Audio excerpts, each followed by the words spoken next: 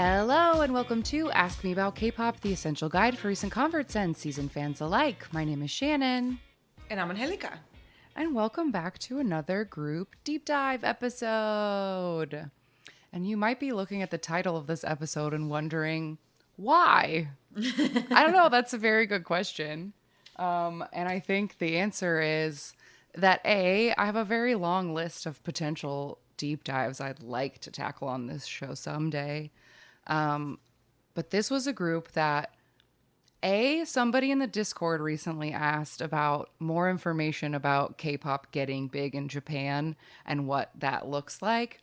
And that feels like a hard thing to tackle because it's the hardest thing for me to find. I don't know how to find information about the Japanese market. It feels very secretive or like inaccessible.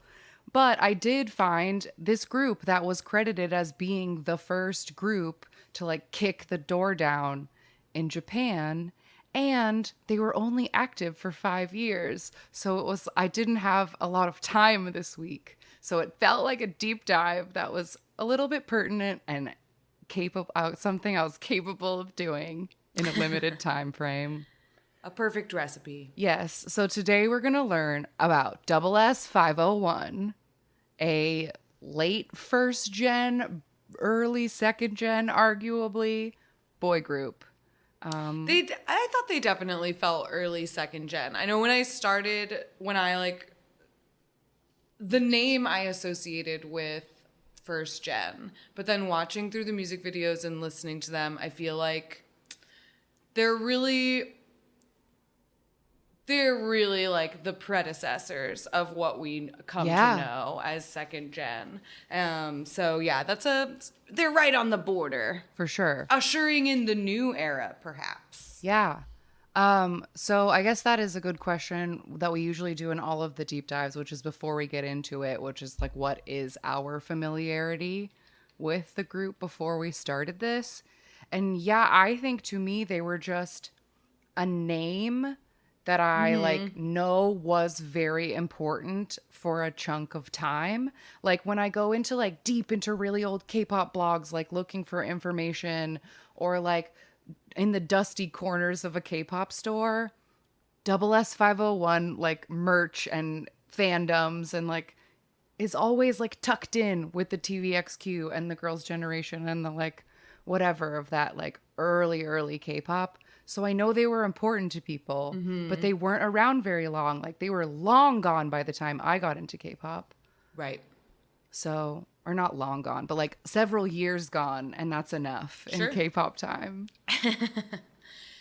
Yeah, I had no real connection other than I knew I had heard or seen the name, but I didn't know couldn't have told you how many members there were or any of their songs. And even listening through their discography, none of their songs sounded familiar in a way. They sounded familiar in the sense that I like recognized the time period and the genre, but they didn't sound familiar in the sense that like I didn't recognize any of the songs. Yes, there weren't any of there was no like sorry or something in there that like something that had just sort of seeped through, and like remain as part of the K-pop like encyclopedia that the new fans are handed. Like none of these songs made it into my hands when I first got into K-pop. They weren't covered the way that like HOT songs are covered, so I was not familiar with them in any other context. Yes. But I do know that, like, I'm sure there are people listening and this is their favorite K-pop group of all time. So I hope that I can do them justice today in telling others what I learned about them. I did see under many of the music videos, not only like fairly recent comments being like, oh, I miss them. Like, please come back. SS501. Like, you're my favorites. But I also noticed that most of those comments are from Mexico and they're all in Spanish. And there is still to this day a very big fan club called Triple S Mexico that is crossing their fingers waiting for a reunion. Yeah, I saw that too. I saw the like many Spanish comments. So yeah, but the point is that like they get a little bit of credit for being one of those early Hallyu groups that like was spreading the word of Korean pop to the world. in the early 2000s. Oh, a very cute cat has just joined our recording. She always comes by when I'm on a Zoom. She doesn't like to be excluded. She'll just join us for a Yeah, little. she looks very, very cute right now. All right. So, yeah, point is they had a lot of influence, but they weren't around very long. And so it's one of those K-pop what if stories, I feel like. And we'll get into it. So, SS501, and it is double It is S. pronounced double S. Okay, I was just reading it as SS501. I know, I'm sure I have said that on the show before. I have said SS501. It is double S501. The Korean name is double S O Gong Il, which means 501. So Gotcha. that is the title. And the name means super singers. And then 501 is supposed to be 5 members united as one forever. Super Or singers. for 5 years. Yeah. Or forever. Whatever. Yeah, so they debuted on June 8th, 2005 under a company called DSP Media. What else? Their fan color is pearl light green. The pearl is perfect for the time period. Mm-hmm. The first generation of colors had been gone through. It was time for pearl colors. And their Can't just have regular light green. yes, and their fan club name is Triple S for Superstar Supporters, Oh. and double S, triple Sure, S. triple It's S. That makes sense. cute. Let's see. Okay, fast facts up at the top about numbers, stats. We love this. So in Korea, they put out 1 studio album and 8 EPs. In Japan, they did 2 studio albums and 3 compilation albums. In Taiwan, they also released 2 compilation albums of their like best ofs. They did 8 drama OST songs as a group, not including individual members doing solo OSTs. They have 28 music videos. They had commercial deals with Elite School Uniforms, Lottie Ice Cream, Mighty Mac Makeup, Korean PR, the Hawaii Tourism Organization, the Korean Airport Corporation, and Le Coq Sportif. And they got 4 Best New Artist Awards when they debuted in 2005. And the biggest thing is that they were the first Korean artist to win the Best Newcomer Award at the Japan Golden Discs. The first Korean act to ever get Best Newcomer at a Japanese award show. So that's the door they kicked in. And they got 17 music show trophies in Korea. Nice. So in their little time, even though they spent most of it in Japan, they were making an impact and they were very famous. And we'll get into when and why in a moment. But first, we have to meet the members. That's what always happens in a deep dive. So there are 5 members of SS501, and they all have just regular names, no stage names. And there are 2 names that are almost exactly the same, and it is absolutely wild. I couldn't believe when I was looking through the member profile and I was like, oh, okay, this guy. And then I got to the second name and I was like, wait, we have 2 of these? Like, no one got a stage name? Nobody had to change this? It was another time. Another time. That shit wouldn't fly anymore. I don't think so. So the leader and oldest member is Kim Hyun Jung with a G at the end. Hyun Jung. Okay, that's that one. And he is the leader, main dancer, vocalist, face, everything. And he was born June 6th, 1986 in Seoul, South Korea. You probably know him if you are a K-drama watcher and are a person who got into K-dramas because of Boys Over Flowers, which we will be talking about a lot today. He played Ji-hoo in Boys Over Flowers, and that is the thing that he is most famous for, aside from all the trouble that he's gotten into after his time in SS501. very public, fucked up fight with his baby mama ex, who is 5-year legal battle, serious accusations, suits and countersuits and charges and dropped charges and out of court settlements and such a mess. So much. Such a mess. But it all happened in 2004, from 2014 to it just recently settled in 2020. So I think it's okay for us to not include that in our timeline because it happens way after double S05 or double S. What are they fucking? Double S501. Double. I'm gonna say it a different way every time. Double S501 disbanded. So we won't go into his mess, but it was a fucking mess. I needed to just mention it so that nobody was why didn't you mention? Like, I just putting it out there. Yeah. And he's got DUI dramas and he's got all kinds of shit. All kinds of shit. Yes, but at the time, he was the leader of this group. And to describe him, I think that he has like roundish eyes with very heavy eyelids.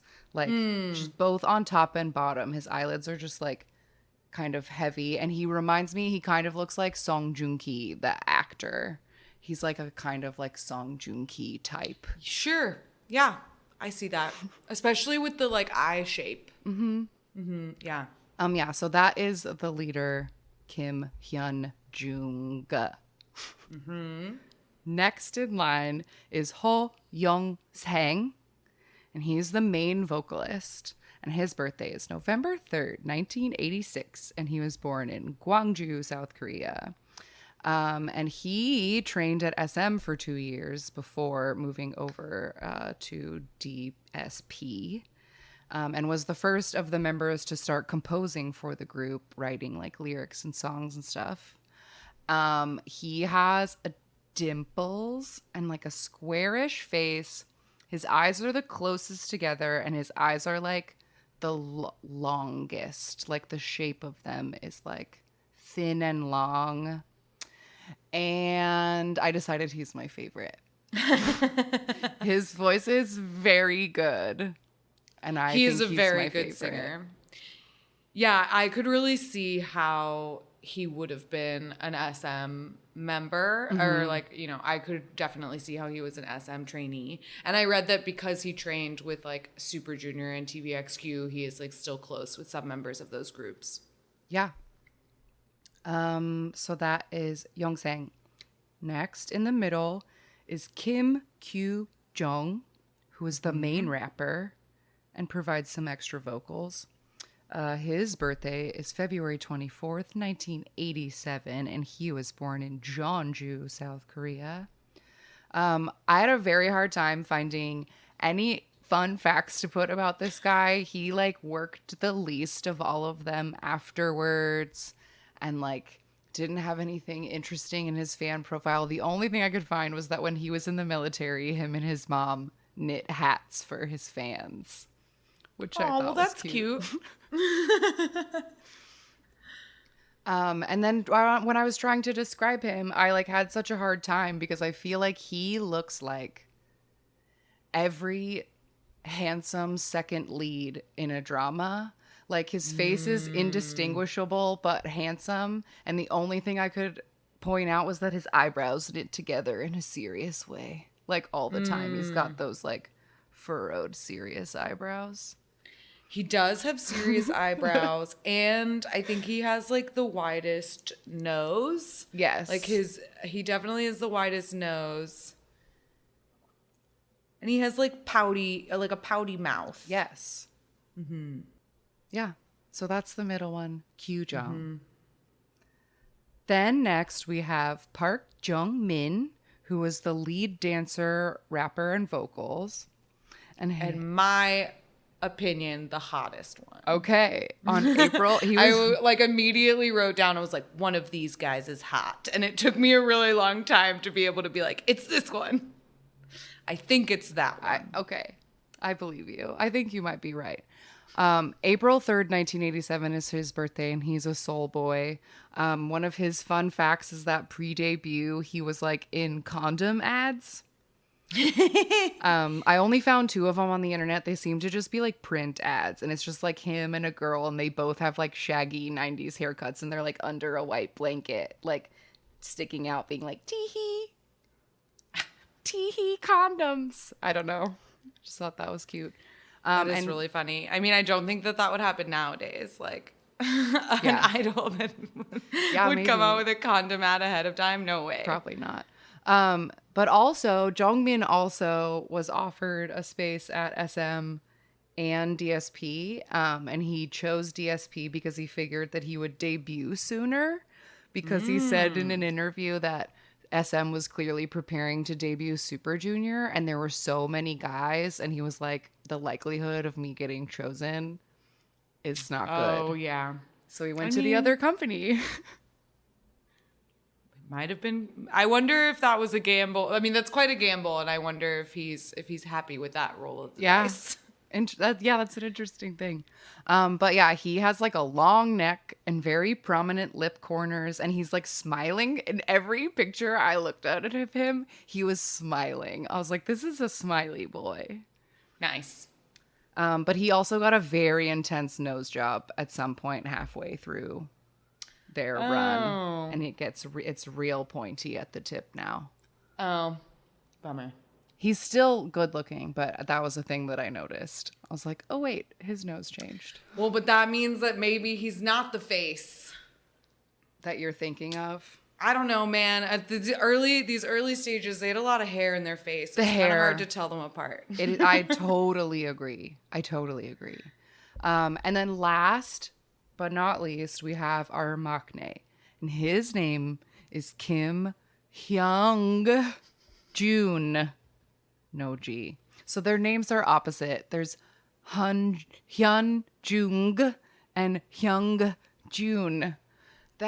Come on. I know that even Korean people must have struggled with that. That is like tongue twistery. Well, I bet crazy. that's probably, I mean, this immediately, I was trying to look it up because I couldn't remember the exact thing, but it's like when we did the 2020 audit and I confused like Han Song Woo with like Ha Sung Woon. Yeah, something like, it was like one letter difference. But maybe these similar names is the reason why so many of their music videos and stages all started with nameplates. Like, yes. They have like not just their debut, like several EPs in, we are still starting the music video with like, this one is this. Learn their names. Yeah. But Hyung Jun is the lead vocal, usually the center of dance formations, and most importantly, the maknae. He was born August 3rd, 1987 in Seoul. And the reason I said it's the most important that he's the maknae is that he is like credited with introducing the concept of a maknae to Japanese fans, because they don't have that in Japan. And so when people were like getting into this group and learning about them, and they kept calling this guy the maknae, and they thought it was like a nickname. And so people called him that, like that was just his name. And so like the word maknae is like associated with him forever and for always, because he's the one who like taught it to the Japanese fans. And his brother Kibum was in the group U-Kiss. We might have said that in our sibling episode when we were listing siblings. Maybe. But Hyung Jun, I think, has the most distinct face of anyone in this group, or maybe anyone in K-pop. His face is so interesting. Okay, I don't think he has the most distinct face in all of K-pop, because I do think he looks like a 2 p.m. Like, kind of looks like several 2 p.m.s. Like several 2 p.m.s? Okay.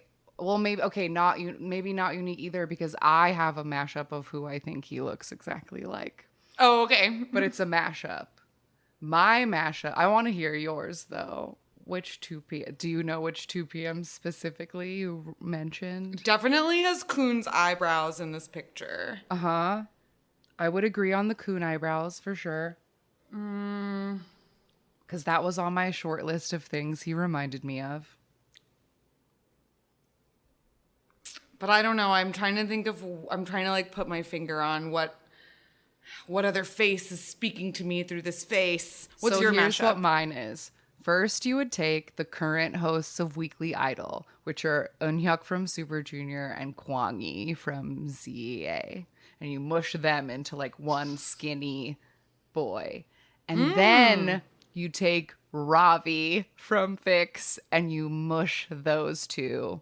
And you With get the like long straight nose. he has like It's the Ravi's whole nose. bottom half of his face, but he's much thinner. Like his face is much thinner than Ravi's is. And he's ganglier than Ravi is. But that was like my closest match was like if you mixed the Weekly Idol hosts and Ravi, then they would make Hyungjun. Yeah, that's fair. I was gonna say maybe also a Super Junior. And yeah, Eunhyuk. Eunhyuk fits. Yeah. So there you go.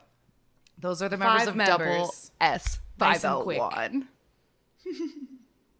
We love a Oh, 5 5 member. 1 2 3 7 8 5. 5. All right. Now let's jump into the timeline of Double S 501's career. So pre-debut, they had a reality show on Mnet called M-Pick that chronicled their debut journey and whatnot. And then they debuted for real on June 8th, 2005 with a debut EP called First SS501. And the song is called Warning.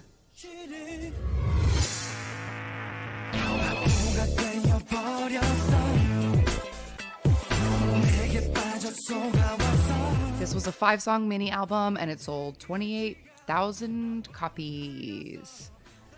The music video, the first one I watched was in such terrible quality. I was like, oh my God, what am I going to do? Like, I can't even see this music video. But I found another one, and Music Camp had several like HD restored stages. So it was fine. I got to see it.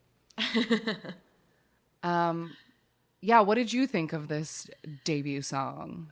I thought the song was fine. I didn't really like write any notes of the song, but I watched their debut stage and I was immediately impressed because, like I said before, I didn't really have a lot of context for this group. And so I had always associated their name with First Generation, but kind of like the end of First Gen, like Shinhwa. Like G.O.D. and Shinhwa. Yes, like the yeah. end.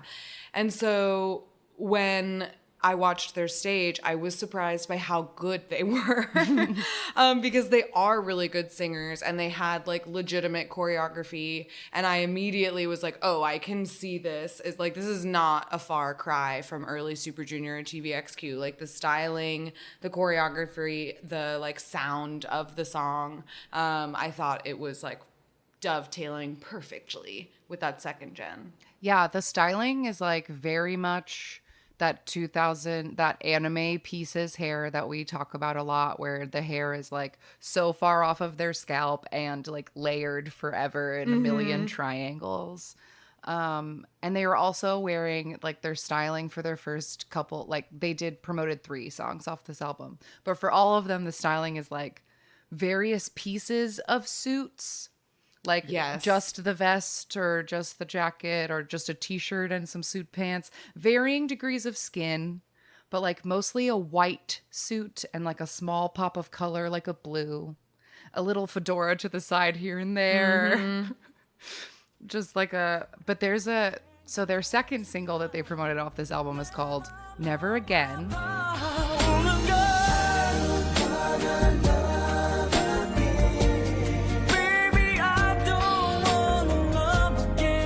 This is just a lovely step touch ballad, and they got their first music show trophy for this song.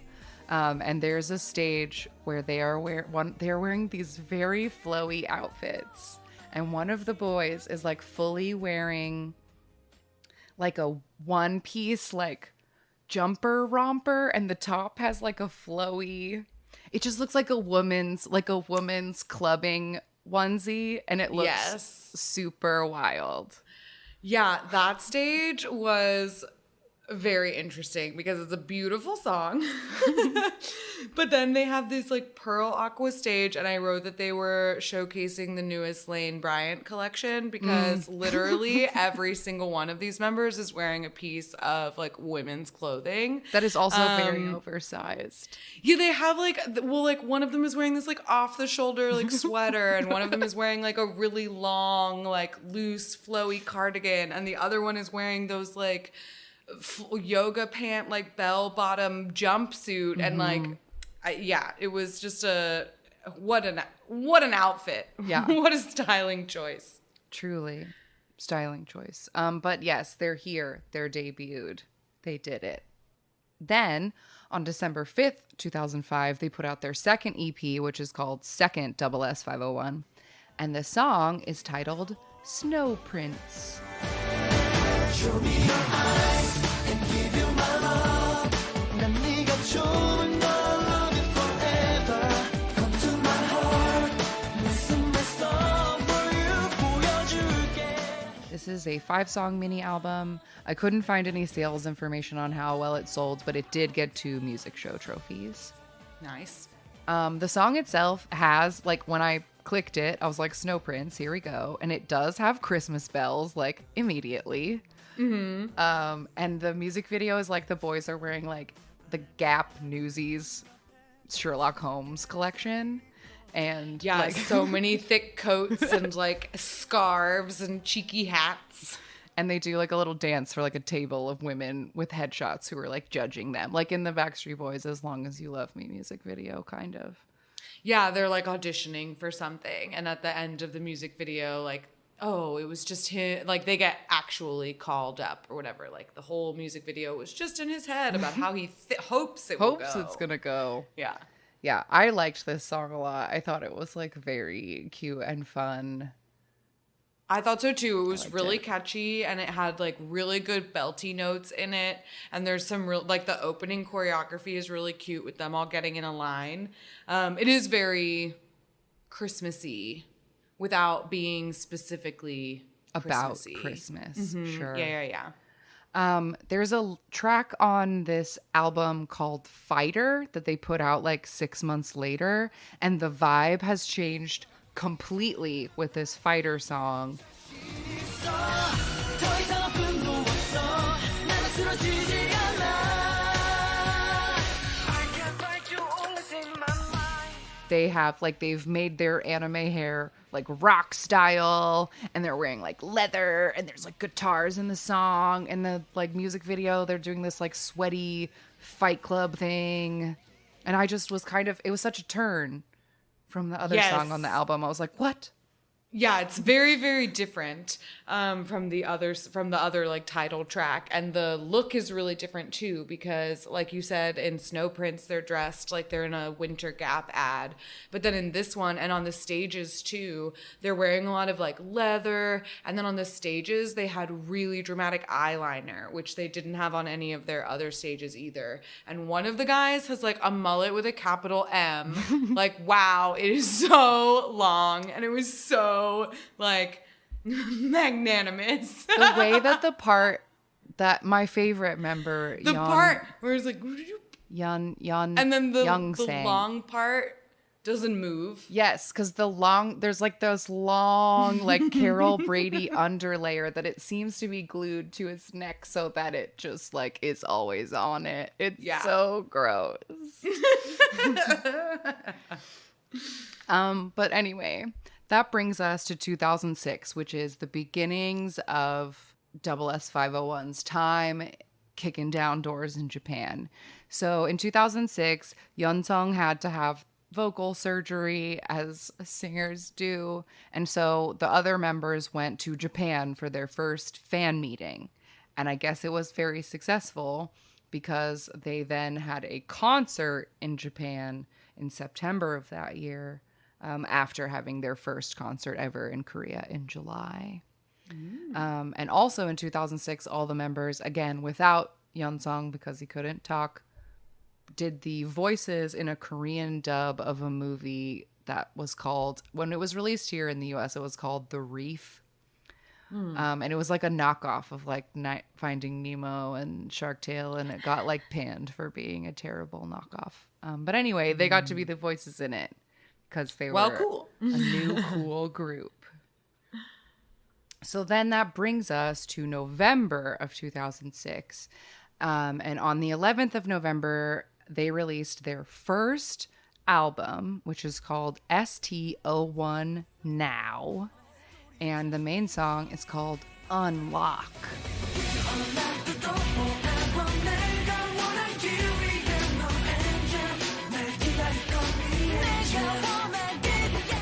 This was a 15-track album, so it was a real full album, and it went to number 45 on the Korean album charts.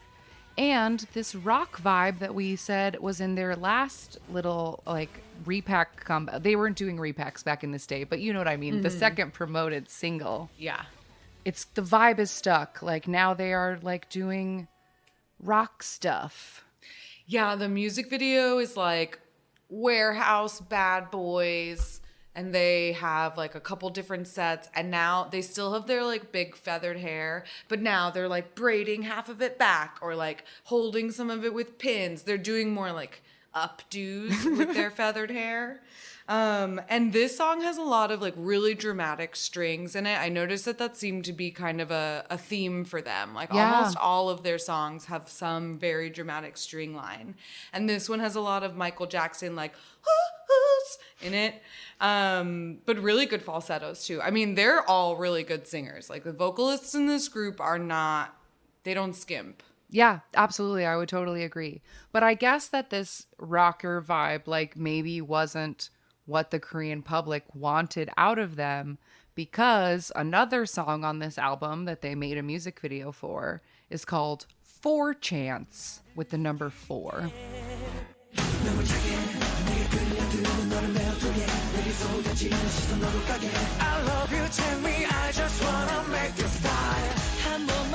And this song was like their first real actual smash, and they got 5 music show trophies for this song. And the vibe of this is once again very different, where now they're cool club guys. They're club guys who go to the club. And there's girls and cars, and they do like a partner dance with girls where they like touch the girls on stage. Yes, I did laugh a little because the music video is very much like the boy. I love that the boys are the ones that are dancing on the bar, not the girls. And in the music video, it is like this sexy club dance, partner dance. And then in the stage performances, they had like very specific manner hands that were so purposeful. It like really tickled me in a way that I was just like, wow, this is so silly that like they had to dedicate energy into this. But there's like moments, because there's like lifts in it and stuff, and so there's like moments where like they have to like hold hands, and so like the guy, whichever member it is, will like hold the wrist of the girl, and then the girl, to make sure it doesn't look like she's holding onto him, specifically has her hand as a fist. So that and then she does really like, not touching it. She's not touching him. And then the same thing when they do the lift and the girls have to like jump onto the like boys' hips. The guys are holding them with their wrist, and the girls have their hands in a fist still. It's so silly. It's so silly. But the choreo is very fun, and I thought that song was also really fun and funky with very heavy Michael Jackson vibes. Like that one felt a lot like kind of like not Smooth Criminal, but maybe it was kind of an amalgamation of different Michael Jackson songs. But it was fun and funky, and it had good piano in it. Yeah, totally agree. There's a third music video from this album, and the song is called Coward, and the music video is like them having fun at a ski resort, and it's one of those like, they're just like cute and they're mugging for the camera. But the song itself was like a breakup song, but like the bounciest, bubblegummiest breakup song I've ever heard. So I just thought that was interesting. It definitely doesn't sound like a breakup song. No, it doesn't.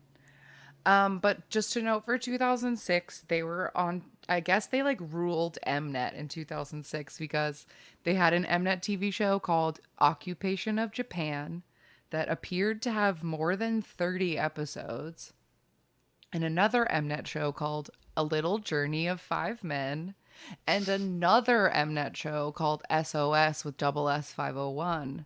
So they had a lot of TV shows on Mnet in 2006. Good for them. Then, January 2007, SS501 Japan concert in Tokyo. And I wish I could find information about how many people came to this concert or anything, because I want to know, like, how popular were they in Japan? And I have no information. I just was told that that's true. So I hope a lot of people went to. I don't even know where the concert was to see how many people it seats.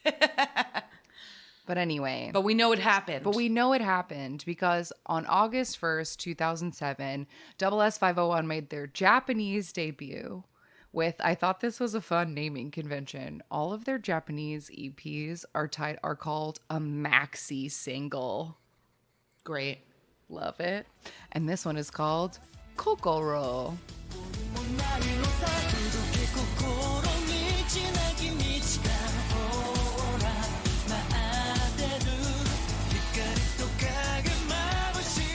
So this was a 3-track mini, but interesting marketing ploy they did for this album. They released 5 extra versions of the album, and each one had a different solo song sung by a different member. So there were 6 versions of the album that all had different songs on them. So it went to number 10 on the Oricon album chart, which is the Japanese album chart. And the single went to number 3 on the day after it was released. So pretty great for a Japanese debut for a Korean group back as the like first group to make anybody care about that. Absolutely. The song itself, this Kokoro song, is a very interesting mix of like hard guitars with like twinkly xylophone. And the like melody, the main melody sounds like a traditional like gugak melody or something, like felt very, I don't know. And it's a very repetitive song, but it was like addictive somehow. It's very interesting. Yeah, it's a very strange song. And the more I listened to it, because I wrote almost the same thing. I was like, rock guitar and disco synths, but the bubblegum vocals of it are so like such a weird juxtaposition. But the more I listened to it, I was like, this sounds like a cartoon theme song. Like this would fit so well at the ending credits of an anime. And then I saw your note that it did. It did become the anime credit music for an anime called Blue Dragon. There you go. So they did it. And then I can spot those anime themes from a mile away. So this was extremely successful because less than a month later, they had a tour of Tokyo with 4 dates in September in Tokyo, Sapporo, Nagoya, and Fukuoka.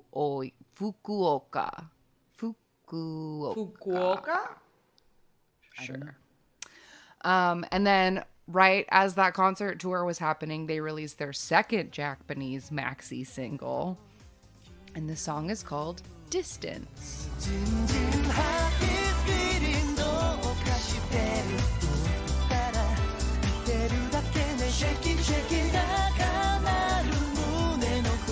And this was a 5-track mini, and it went to number 9 on the Oricon chart, so one spot higher than the last one.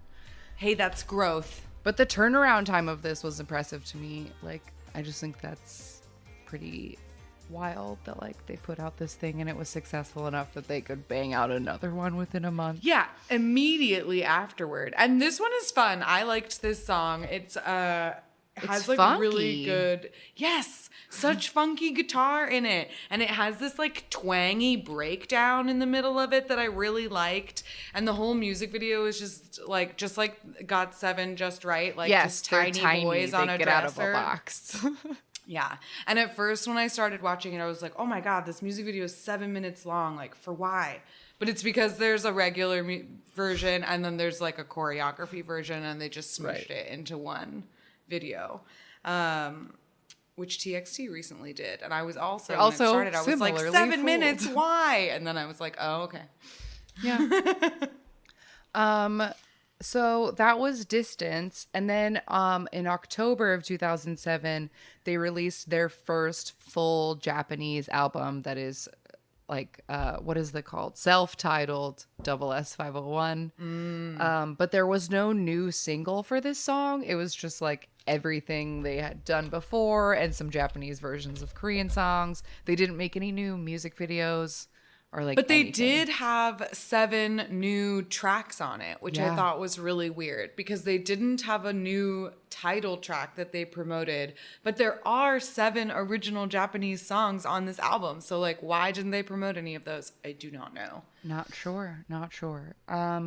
But then in 2007, they had a show on Global Music TV called Idol World. And then in January of 2008, that's when they get their Best Newcomer award at the Japanese Golden Discs. And everyone's so proud of them because no Korean artist has ever done that. And a door has been kicked in, as an article said. So then in February of 2008, they do a concert in China. There was only the one, but we always note the concerts. Then, March 13th, 2008, returned to Korea after like a whole year of just, being Japan's new favorite thing. They go back to Korea and put out their 3rd EP, which is titled Deja Vu, and the title track is the same.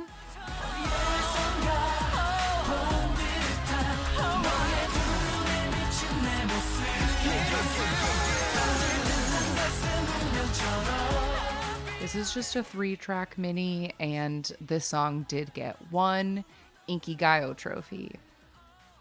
And I thought this was a big change from the last Korean thing that we saw. It was like much slicker, and it had the like strobe lights and the outfits and the K-pop box that like was such a symbol of that generation. Like they were just as suddenly soon as the a second gen music group. videos started. Yeah, I was like, wow, I can definitely think of like 4 other music videos that look just like this.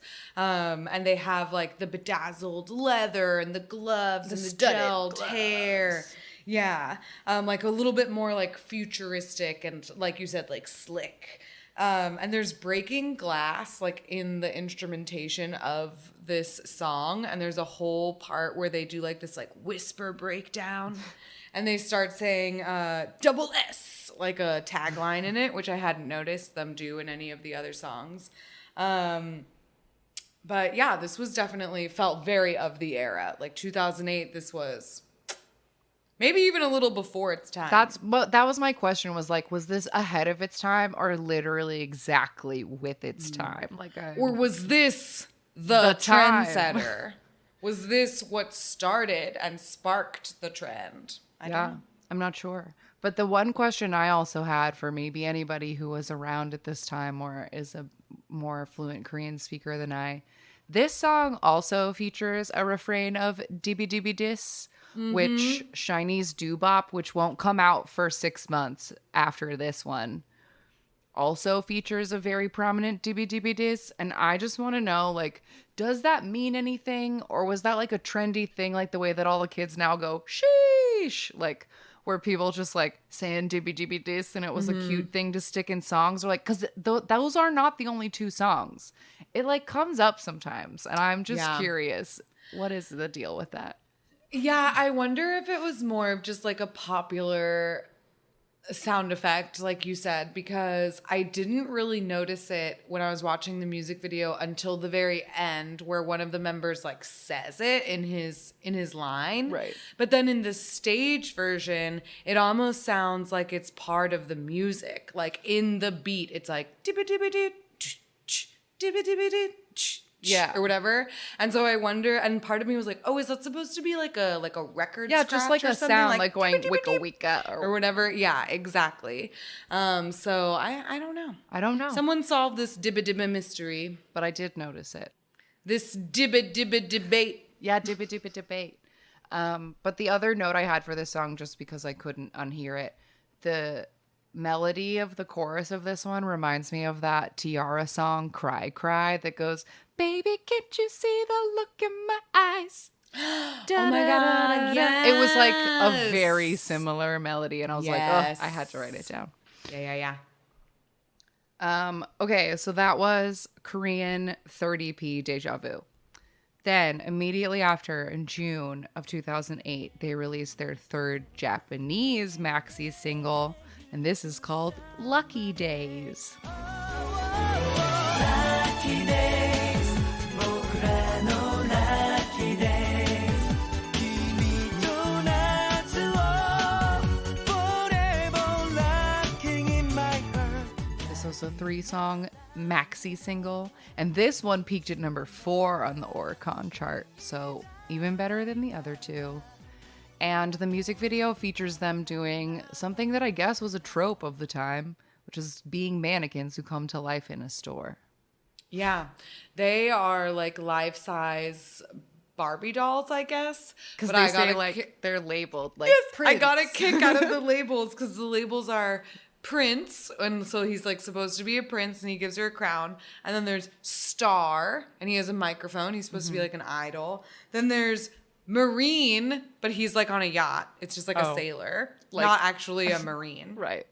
And then there's Flower, and it's a guy who works like as a florist. And then my favorite one was just Cake. Because it's a chef. It's a guy who works in a bakery. No, it's cake. And I will say that whichever member was Flower has a beautiful half ponytail as his flower mannequin. The melody of this song, I like wrote in all caps, like this melody. What is this melody? So many songs, like every first gen song, that like SOC 3 song, so many songs. Whatever this melody is it like based on like Beethoven or something, and I'm like not catching it, and it's just like a super popular. But I just like, I feel like there are 20 songs that sound exactly like this song, and I feel like haunted by this. Because I always like it. It's like catchy and childish, but I like don't know what it is. It has really high pitched strings. Like they're like Yes. very squeaky. And then it has this like very consistent like drum beat to it. And yeah, I don't know. It did definitely sounded familiar. Yeah. So then after this Lucky Days album came out, they did another Japan tour concert in Tokyo and Osaka, and then went back to Korea to release a 4th EP on July 24th, 2008. And this song was called Find.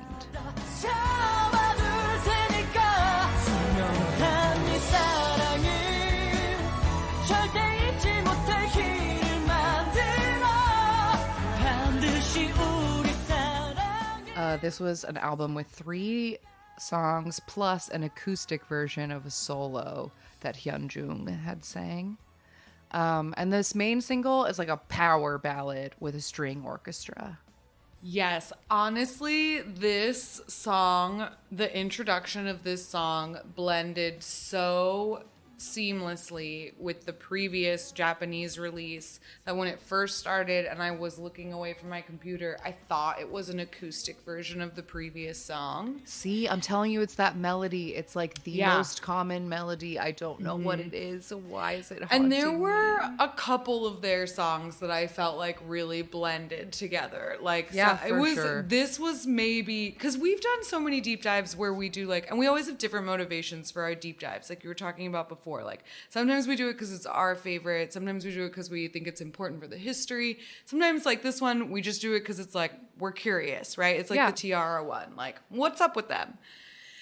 And this is one of the groups that I feel like of all the groups we've done a deep dive for, Tiara included, which is really saying something because Tiara had a sound and they stuck to it. This group, I felt like so many of their songs blended together in my mind. Like I had a hard time distinguishing or even like remembering, like none of their songs only like 1 or 2 really stood out to Yeah. me. Because it seemed like they just like followed a very specific formula. I totally would agree with that. Yeah, and the formula even so much. I know not much time has passed. I know it's only been like 3 years at this 3 point years, that they've yeah. been around. But in this music video, despite it being like a black and white, like ladies playing Strings. violins dramatically, in the stages, they still have hella mullets. Like maybe the biggest they've had yet. Yeah. Yeah. And they're like so girly and like so voluminous and like just wild Just layers on layers. on layers. And they're like wearing like white shiny suits, and like they haven't, other than like a few of them kind of getting blonde, they like really haven't changed up their vibe much, other than the one like club guy song. It's like generally been the same thing. Yeah. And they also never went back to the dramatic eyeliner of Fighter either. That was like the only time they tried that. Yeah, totally. Yeah. So in November of 2008, only 3 members of SS501 put out an album called You Are Man. You're a man? You're a man. You're Like, man. I'm your man? Yeah, no, it's your man. I'm your man. No, but it is like you are man, but it's Yeah, your yeah, yeah. man.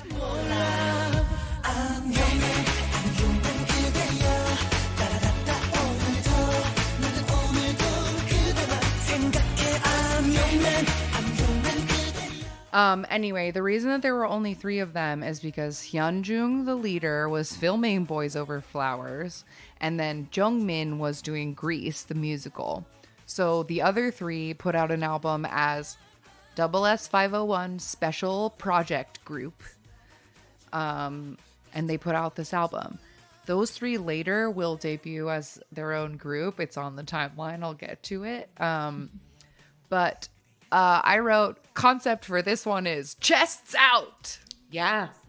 That was my note too. Whoa, chests! Because this music video is like the classic second gen fake street, smoky fake street alley, and they look like Angsty. drama gangsters with their like open silky shirts and their chests Oh my god, out. unbuttoned down to the sternum, whatever that bone is that's like right where your rib cage ends, that's where the buttons begin. Fake tats around the collarbones. Yeah, just like angsty shots, and then the street choreo. But the song itself is really bananas. It's because kooky. It gets faster and it changes keys constantly. And the key changes that are like built into the chorus. The chorus alone has like 3 key changes in it. It's so wild. And there's like all, again, very dramatic strings, but now they're like synthy. And then there's just this like, there's like record scratches in it. And it's just, yeah, it almost like gave me anxiety because I was like, oh God, like we're in a rush. There's a real sense of like urgency in the song. Yeah, totally. I wrote almost trot, like there is like it has trotty sensibilities in it somehow. And I also wrote that the mullets are shorter, but their spirit remains. They're not as long, but like the vibe is still there in that. Lots of they're hair definitely they still not have gone piled. because I specifically made a note of when they left. Okay, yeah. They're still around, but they have been trimmed.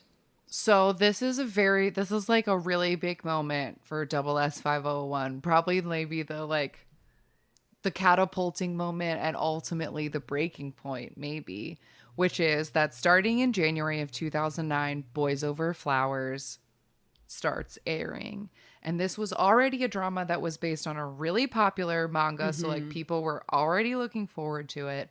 And then it ends up being this huge smash. It's being watched all over the world. To this day, people still, I read an article lately that was like, we have to stop recommending Boys Over Flowers to people because it's too dated now. But for years, it was everybody's like, this is the drama you have to start with.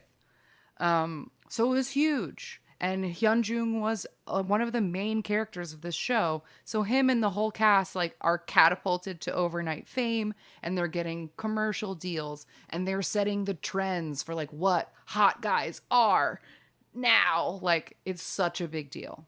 It eclipses everything. But the song Your Man is performed on episode 4 of Boys Over Flowers. There are several SS501 songs on the soundtrack.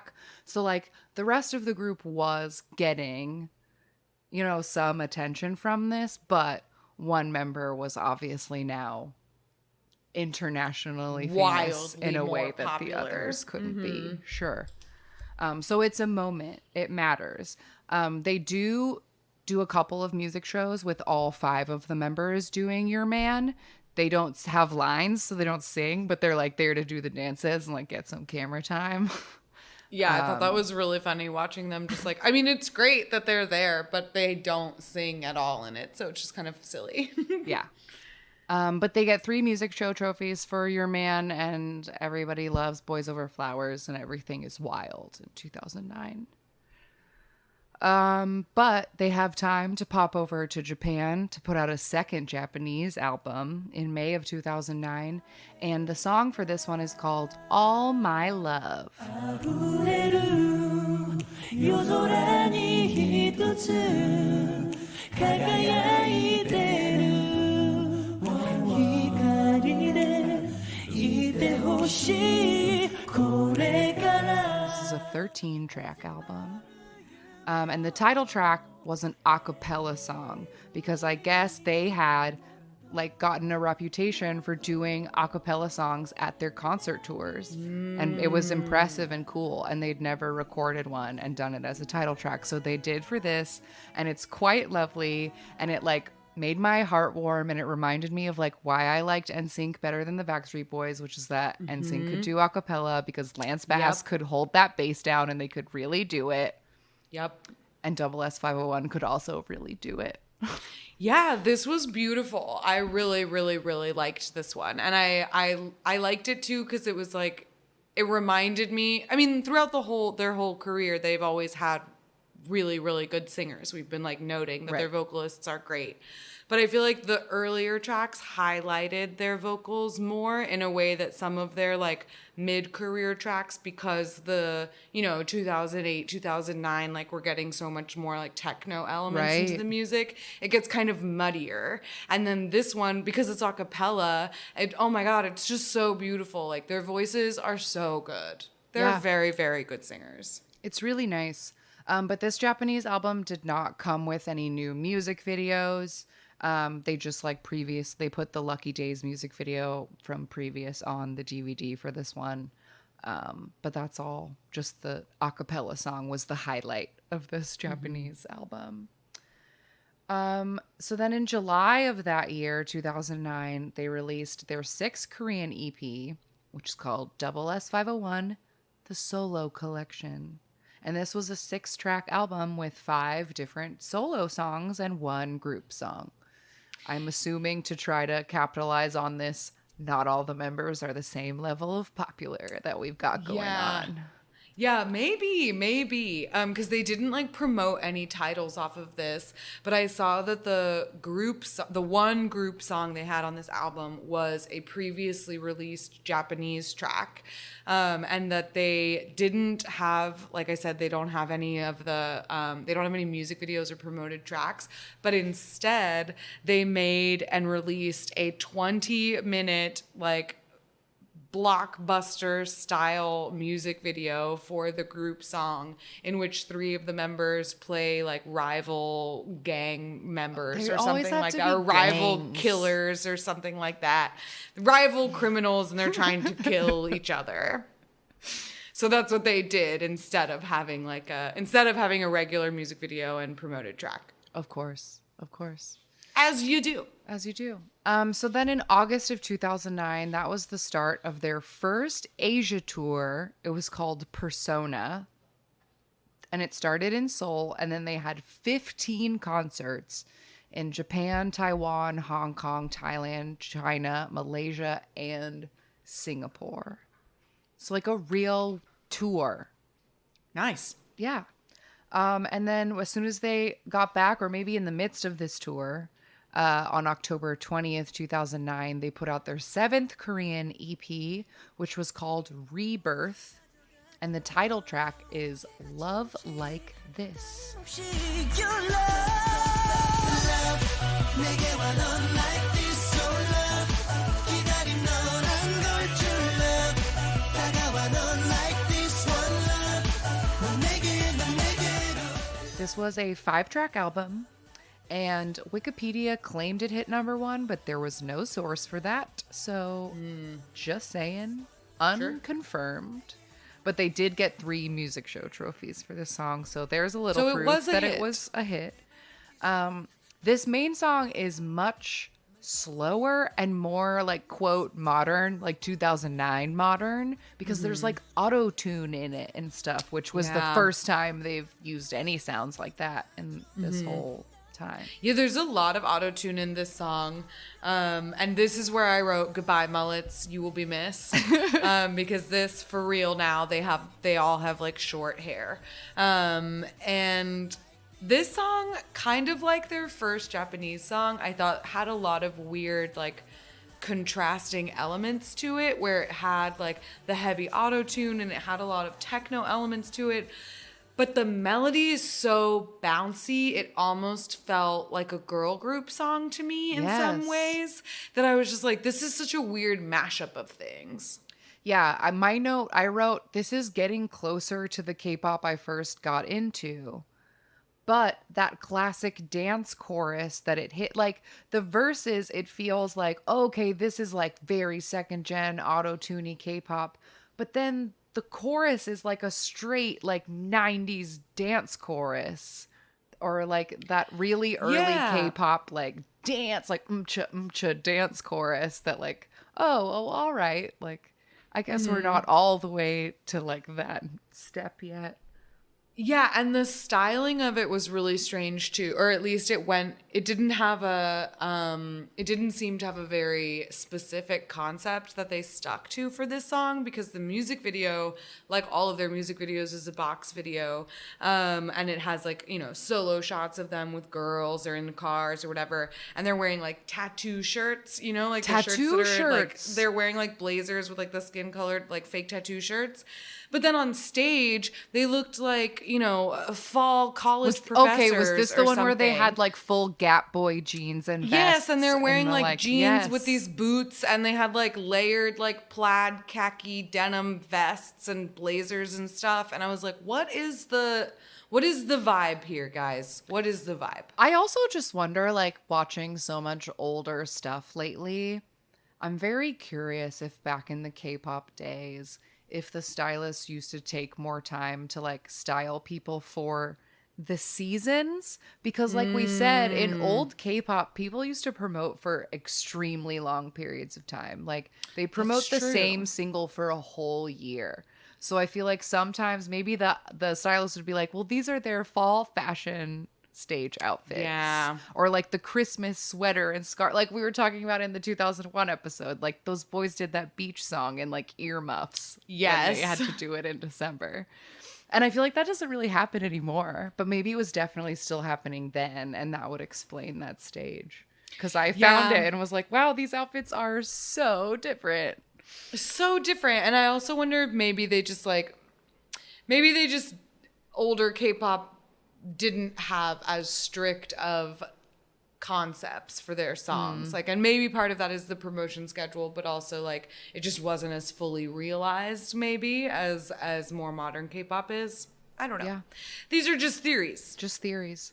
But another note for 2009, SS501 had an Mnet show in 2009 called Romantic Sky. And also, something I always love to note, which is that the leader Hyunjung was on We Got Married with Chakra's Hwangbo. They were married from episode 9 until episode 38. So they were in the first non-Chuseok pilot cast version of We Got Married. And 2 songs from their 4th EP from Find. 2 of the songs, You Are My Heaven and Thank You, were used as like OST songs for We Got Married. And then that brings us, I know you can't believe it, but this brings us to the last thing. I know, I just said they're like making albums that Short and everybody sweet. likes and like they're doing world tours, but nope, now it's over. May 24th, 2010, they put out their 8th Korean EP, which is titled Destination, and the song is called Love Ya. And I'm not playing it right now because it's their most popular thing they ever did, their last thing. So we're going to watch the music video together in a minute. But yeah, this song went to number 1 and was their best-selling album ever at almost 70,000 copies. So they put out this last album. Everybody loves it. They're performing on the music shows. They win their second music trophy on Music Bank on the 18th of June. And that day, DSP announces that promotions are ending immediately because the group's contract expired a week ago. That's it. Like, that's it. so crazy. I've never seen that before. And Hyunjung said that no company wanted them as a whole. So they like split up and got they all got new companies immediately. But like, not even their company wanted them? I've never heard of a company just being like, their contracts expired. They're like, not that we offered them new ones. Like, their contracts expired. Bye. That's it. We're done. They're done. Yeah, the fact that the company, there's so many weird things about that. Because for one, it's odd that the company seemingly made no effort to keep them or renew those contracts. It's odd that they would have timed the release of this EP so close to when those contracts expire, right? Because obviously they already knew, they would have always known when the expiration date was. So like, why would you schedule it this way? And then, yeah, like that, it's also odd that no other company would be willing to take them as a group because they were fairly popular. And this song in particular went to number 1. So there's a lot of really odd things happening with this. I have a lot of questions that maybe things are happening behind the scenes. Yeah, I think that's just like, yeah, that's a real wonder. And like, yeah, I just have a big what if about this because it really does seem like they were at, like, it couldn't have, like, it was the peak because they ended it, but like maybe it wouldn't have been. Like, because another thing that I didn't mention at the beginning because I was trying to like give them their own space, but I think a thing that's important about SS501 is that like they were TVXQ's quote unquote rivals. Like if you wanna pit groups against each other as people like to do, if there can only be one, then like, yeah, they had the same thing going on as TVXQ, but they were from a smaller company, but it was the same amount of dudes. They were making kind of similar music. They could sing, they could all fucking sing, similar mullets, same singing style. And TVXQ had like huge, horrible legal drama like pretty soon after this. So like, what if they had still been around to take that time? Like, you know what I mean? Yeah, it's just a lot of questions about what I also wonder happened. if none of, like, what if in like a strange twist of fate, the TVXQ legal dramas, which were going to kind of happen around the same time, what if those legal dramas discouraged companies from wanting to sign SS501 as a group? Because they're like, well, look at this other 5-member group that's having such a like debacle now. Like, we can't risk that you guys would do that too, or something like that. Like, I don't know.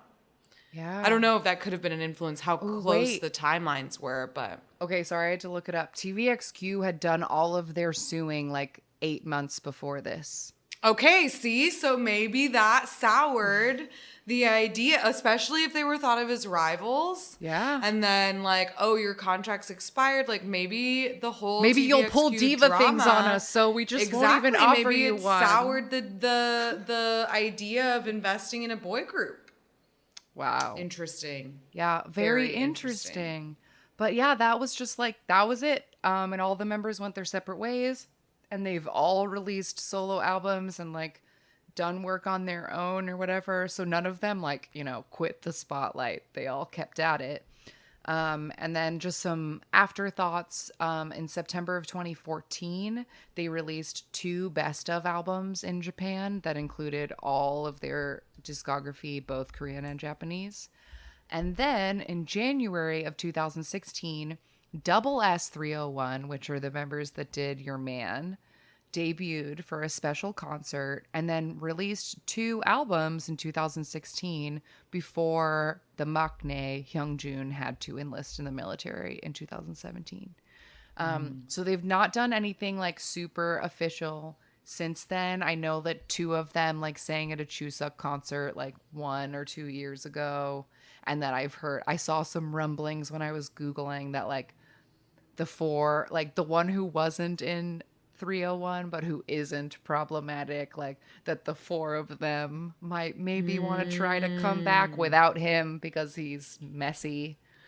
Yeah, and I mean, because he hasn't really been doing anything, because for the last 5 years he's been dealing with this legal drama that like very recently in 2020 finished, like we said at the beginning.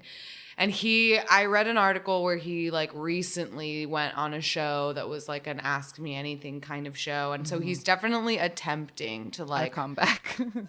toe back out into the Sure. into the world or whatever. But who fucking knows, man? That shit's a mess. But of the few things that I did see of like why can't I keep remembering I don't want to forget their names. Young Sang, the one whose voice I liked the best. I watched all of his Masked Singer performances today, and there's like a lot of like he still sings real good. And I saw a cute like dingo music thing that was like 3 of them from when some of the members were in the military, like doing a little like a cappella like medley of their songs, and they like still were hitting all the harmonies and like Nice. they're not old. Like again, they're TVXQ's age, and TVXQ is still around, and I feel like they would have still been around if they hadn't disbanded in 5 years. Yeah. Big what if. Big for what Double if. S501. Big what if. So anyway, it was really interesting to learn about this group that like I had always known had made some kind of impact, but I didn't know why I hadn't heard of them more. And I think it's because they didn't get a long enough chance to really make a lasting mark, even though they clearly were important. Well, yeah, because you think about like their colleagues, right? Like we said, Sure. okay, like Shinhwa, TVXQ, Super Junior. All 3 of those groups are still together today. Yeah. So like it is not so unreasonable that we didn't have a lot of context for Double S501, because even though they were, you know, right alongside those other groups, for whatever reason, they just didn't have and maybe it is because they were on a smaller company than those others that we mentioned, but I don't know, they didn't have luck on their side, I suppose. Yeah, I guess not. But to close this out, we're going to watch their final music video because it was their most popular music video. And I didn't watch it. So I'm really excited to be surprised by it now. I did listen to the song because Yes, I watched a stage of it because I needed to Yes. know at least something.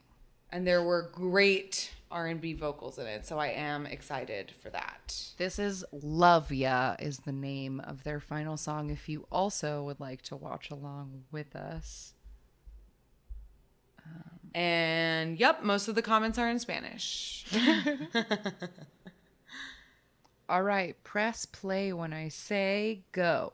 3, 2, 1, go. Okay, we've got a title card. Little record turntable. See more strings. Ooh. Wow, backless jackets and chests. That's the mock. Okay, we're still rocking the bedazzled gloves. Oh, I hate you, but I love you. A lot of variety of what kind of skin we're showing. Oh no, the guy with the one arm was maybe a back. Oh no, wait, are these guys backup dancers? It's hard to tell who's a member and who's Yes, a I backup think dancer. the backup dancers have the sleeveless, but the members have. Okay, the back- members Oh, have the sleeves with thrusting. backless cutouts. Yeah. Oh my gosh.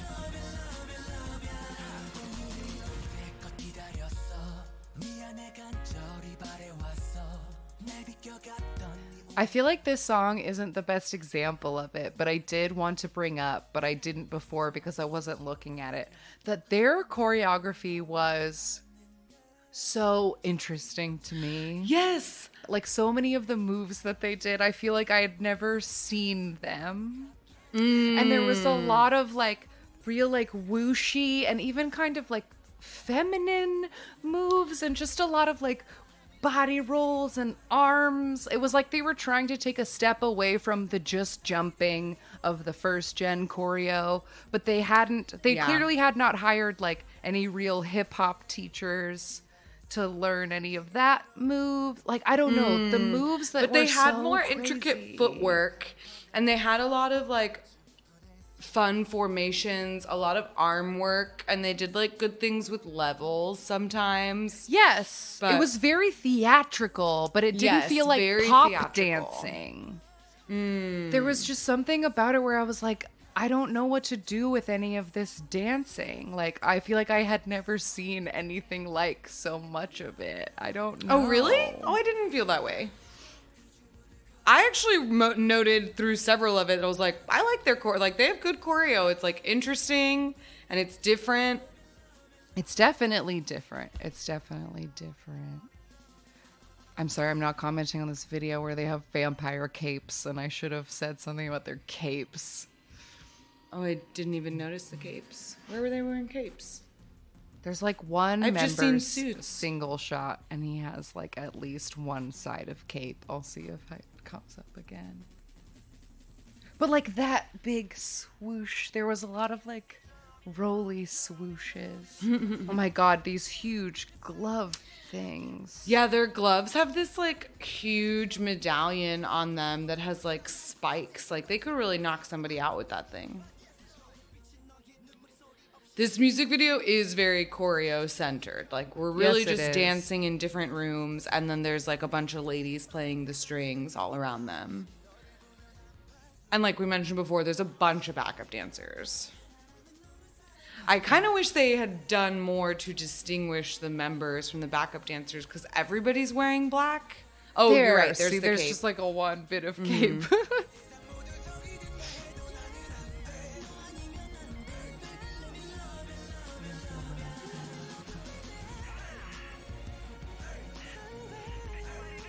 Oop, the 8 sound.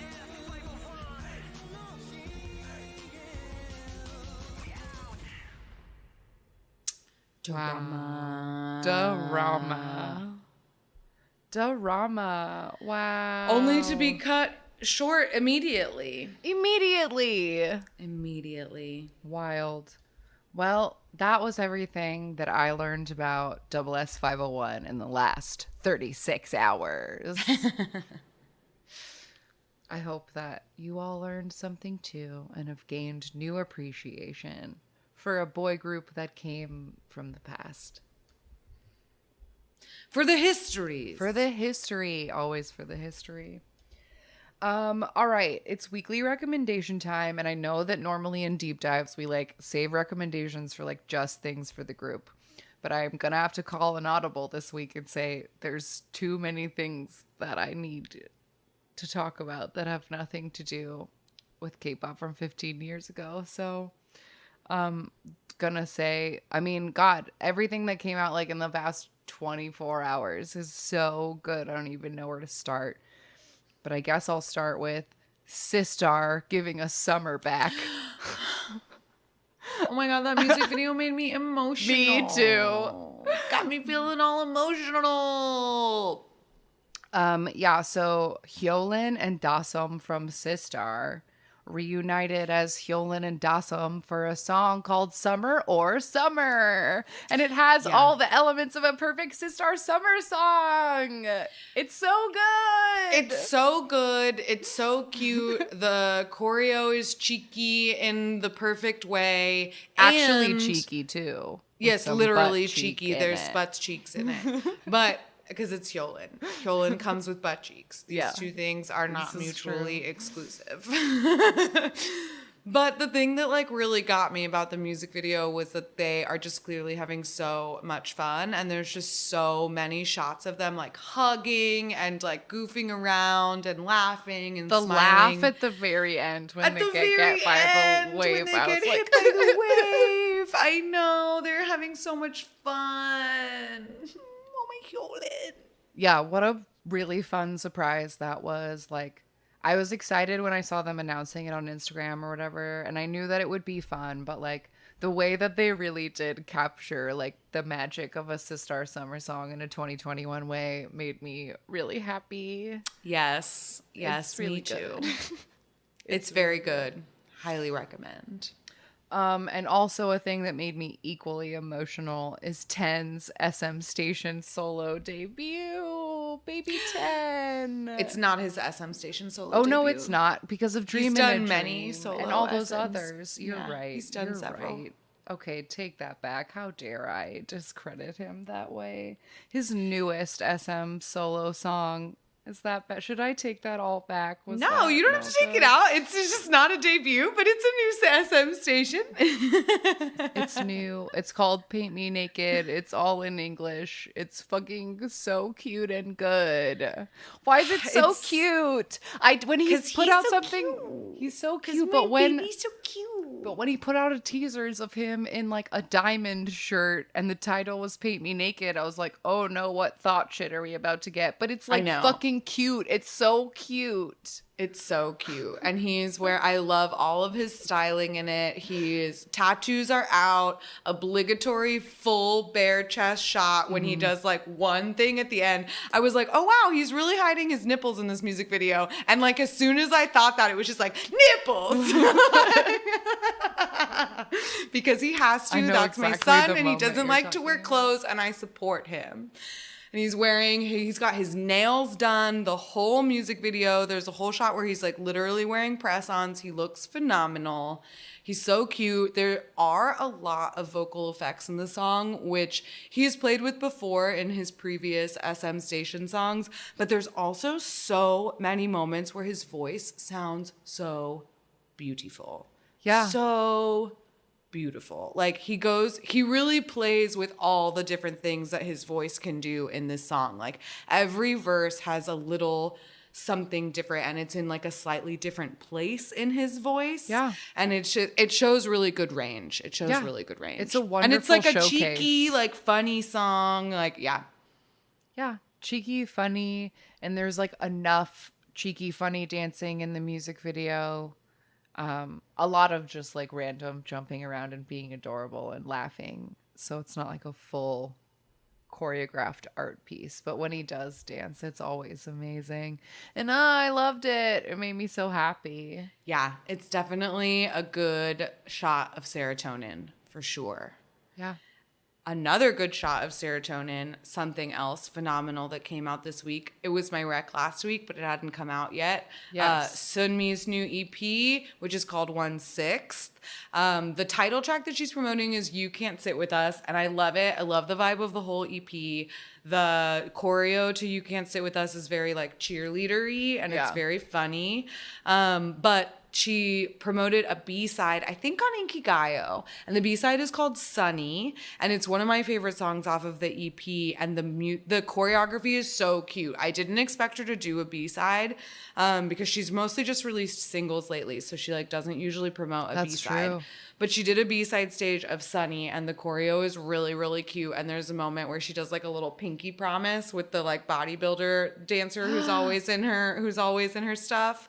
And it's fucking cute, man. She looks like she's having so much fun. She looks like all of her stuff, like her relay dance and her like booth performance, and like she just looks like she's having a great time, and that makes me very, very happy.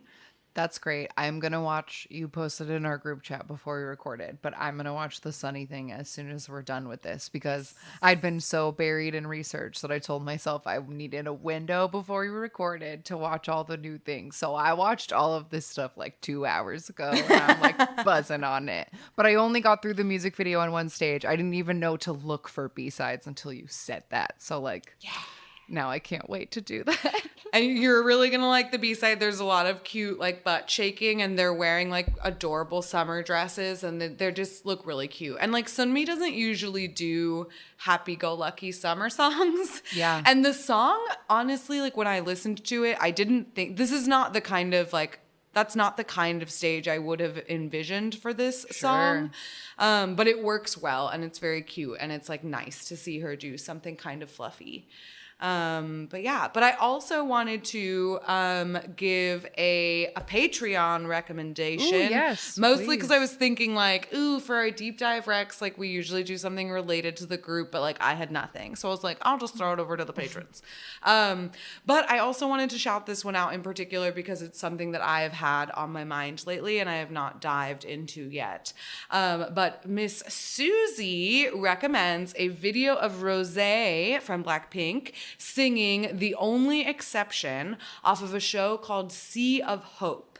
Now, Susie was not totally sure like what the show was, and I have not watched this show, but I know that it has Onyu from SHINee. Okay, I was gonna say, is this the Onyu Soohyun show? from Akmu. It has the actor Lee Dong-wook on it.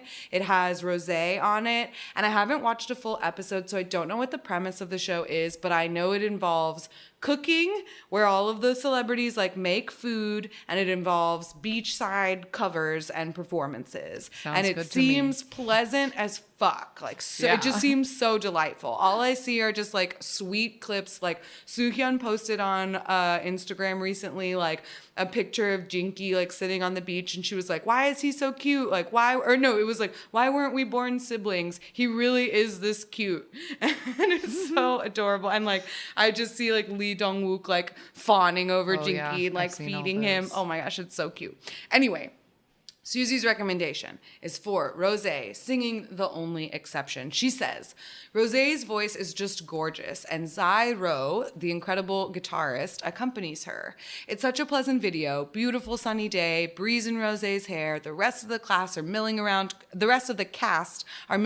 cooking. I felt so at peace watching. And I felt like that's such a perfect description of everything I've seen from that show. Like it seems so peaceful and pleasant and lovely. So That if you sounds want to good. watch some beachside singing, I recommend in like second Susie's recommendation for Rosé's version of The Only Exception, but also just like look up Sea of Hope.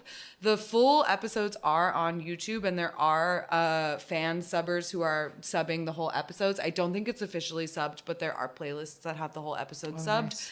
But you also can find just the performances as well. So it's cut up nicely online for you.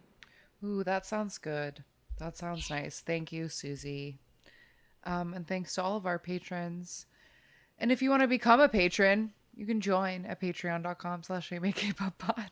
Yes, and if you are already a patron and you are one of our seasoned fans, you can submit a recommendation to us every month for a chance to hear it read on the show. I recently made a new post on our Patreon page that only seasoned fans can view. So the recommendation page is on our published posts. So I had Nice. originally sent it as like a Google form, but for anyone who joins now, you can find it easily on the published posts page. It's called Patreon Recommendations.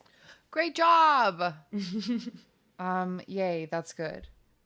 Oh, this is very random, but last week during recommendations, you brought up the new Somi song, and I also checked that out, and the drop in that is fucking magnificent. It's excellent, right? But Oh isn't my it such a God. switch? It is such a switch, Yeah. but ooh, it hits good. So, yeah.